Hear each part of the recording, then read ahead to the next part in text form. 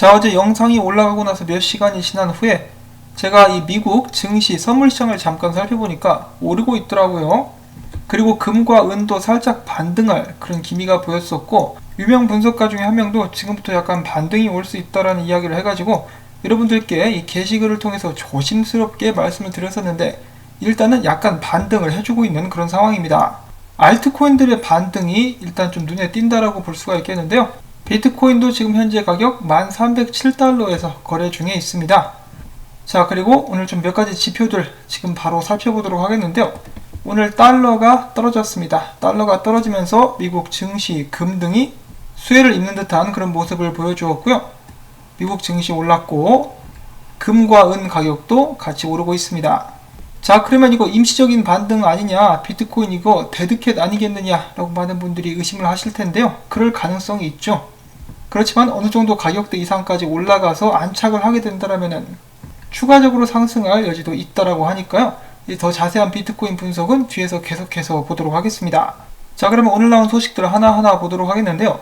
한국가상자산금융협회라는 것이 있습니다. 여기에서 가상자산 전문 법률 제정 국회 세미나를 개최하겠다라고 발표를 했습니다. 날짜는 다가오는 9월 22일이고요. 참여하는 사람들 명단은 여기서부터 여기까지 제가 표시를 해놨기 때문에 관심 있으신 분들께서는 한 번씩 이렇게 보시면 좋을 것 같습니다. 앞으로도 지속적으로 대한민국 내에서 암호화폐에 도움이 될 수 있는 법률이나 틀들이 마련될 수 있기를 바라보고요. 또한 미국에서도 비슷한 움직임이 일어나고 있다고 하는데요. 미국 하원이 주관하는 미국 경쟁법 청문회가 다가오는 10일, 그러니까 한국 날짜로 내일 정도가 되겠는데요. 개최가 될 것이라고 합니다. 이 법안은 블록체인의 경쟁력을 강화하는 내용이 담긴 법안으로서 미국이 블록체인 기술 경쟁력을 갖추기 위해서 미국 하원이 표결한 첫 법안이 될 전망이라고 합니다. 이 법안의 골자는 역시 미국이 블록체인 산업에서 중국을 이기는 것을 목표로 하는 것으로 알려졌다고 하네요. 미국 또한 암호화폐 관련된 틀들이 잘 마련될 수 있기를 바라보고, 다음에는 알트코인 소식들 또 보도록 하겠습니다. 자, 스테이블 코인들의 대장은 테더라고 볼 수가 있겠는데요. 이 솔라나 블록체인에서 테더를 발행한다라는 발표가 나오게 되면서 SOL 토큰이 23% 상승하는 그런 모습을 보여주었습니다.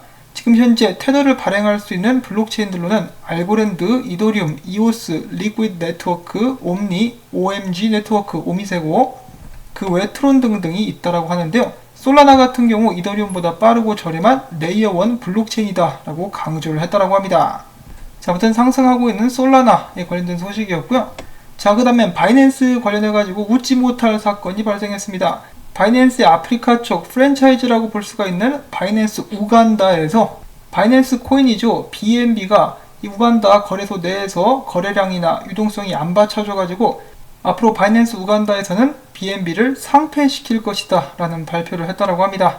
좀 어이가 없죠. 지들 로고도 BNB 로고인데 상폐를 시키겠다라고 하네요.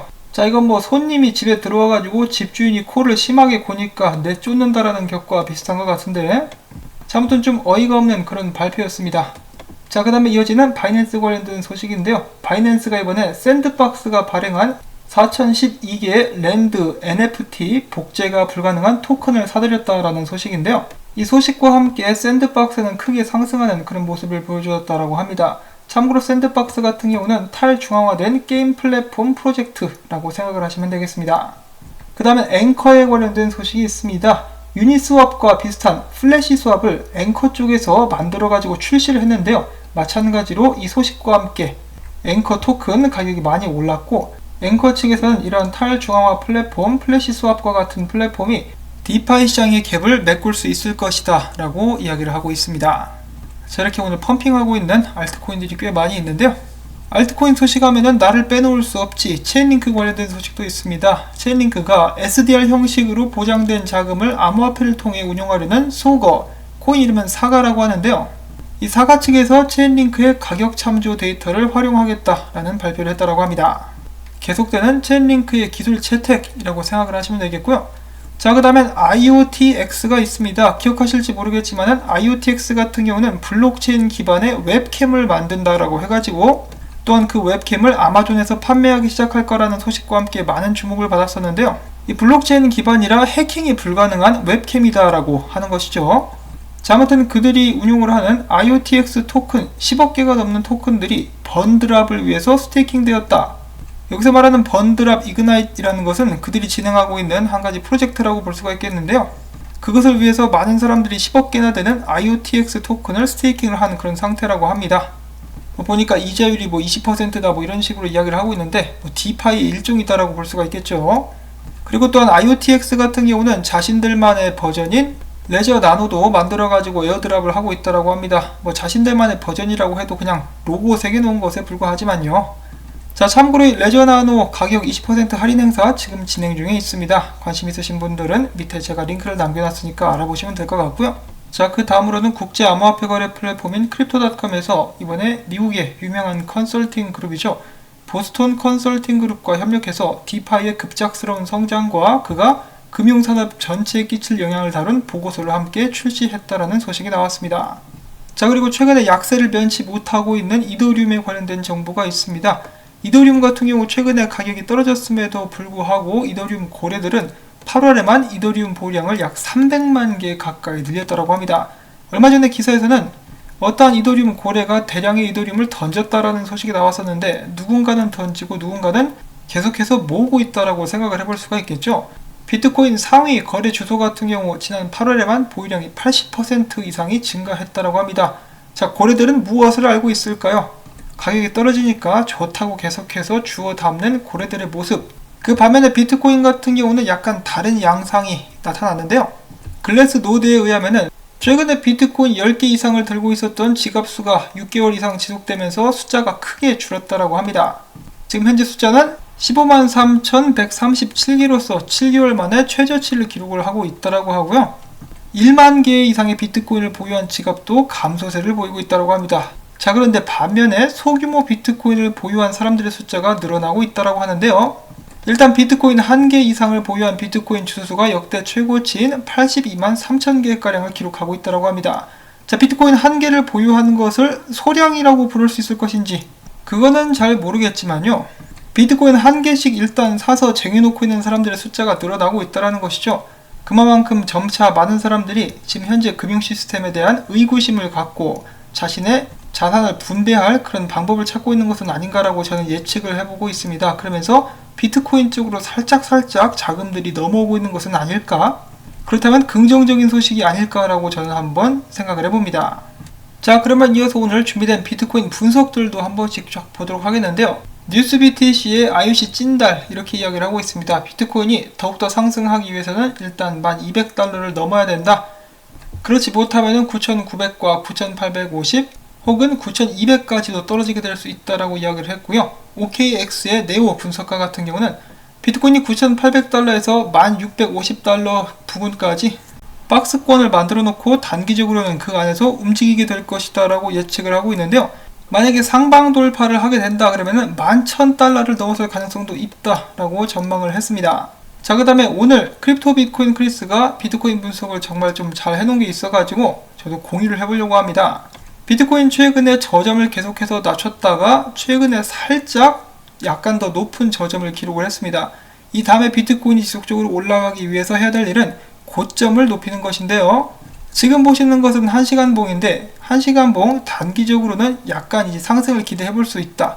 그렇지만은 일봉으로 봤을 때는 여전히 좀 불안한 상황이다. 만약에 지지선이 견뎌주지 못한다면 9,800, 500, 9,000, 8,500, 8,000, 7,300 혹은 그 아래까지도 보고 있는 비트코인 크립토 크리스였는데요. 왜 이렇게 밑에까지 벌써부터 걱정을 하는 거야? 라고 생각을 하실 분들이 계실 것 같은데 그 이유는 바로 이것 때문입니다. 지금 2년짜리 삼각 수렴이 이제 그려지고 있는 그런 모습인데요. 여기가 이제 3,100불대, 3,800불대를 찍었는데 그러면서 어떻게 보면 고점도 낮아지면서 삼각 수렴을 만들고 있다는 것이죠. 자, 그래서 비트코인이 단기적으로 데드캣이 아니라 정말로 제대로 된 반등을 하기 위해서는 일단 1,500불 위에 올라가서 안착을 해줘야 된다고 합니다. 다시 한번 12,000달러를 뚫고 올라가게 된다면 제대로 된 상승장이 펼쳐질 수 있을 것이다 라고 예측을 해보고 있고요. 만약에 비트코인이 8,800달러를 이제 깨고 밑으로 떨어지게 된다 그러면은 이제 좀 많이 하락세로 기울게 되면서 일단 강력한 지지라인이 7,100불대 하나가 있긴 하지만은 만약에 이 채널 하단을 터치한다라고 했을 때 6,000달러까지도 떨어지게 될 수 있다라고 기술적인 관점에서 의견을 공유를 하고 있는 것이죠.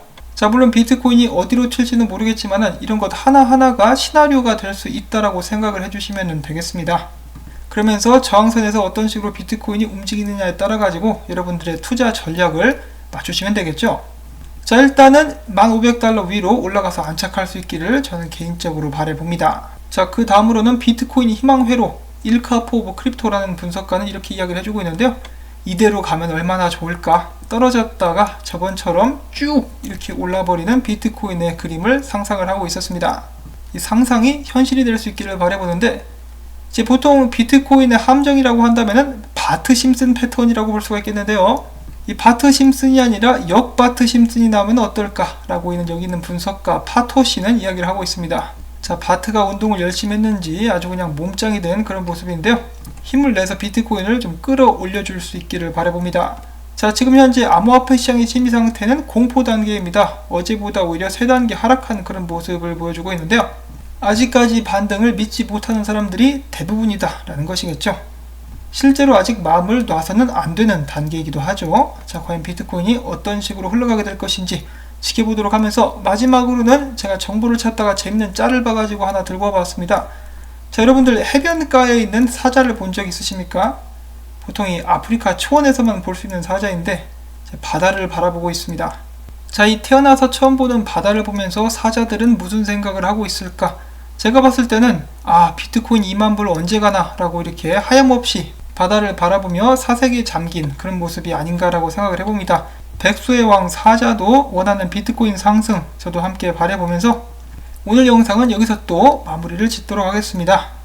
도움이 되는 정보 및 분석이었다라고 생각하신다면 앞으로도 꾸준히 이런 방송 부탁한다는 의미에서 토마토밭의 햇빛 조이기, 이 광고 시청 한 편만이라도 마지막까지 재생을 통해서 여러분들께 부탁을 드립니다. 도와주시는 분들이 계셔가지고 이 채널은 오늘도 운영이 될 수 있는 것이죠. 다시 한번 감사의 말씀 전해드리면서 저는 다음에 새로운 소식 가지고 인사를 드리도록 하겠습니다. 안녕히 계십시오.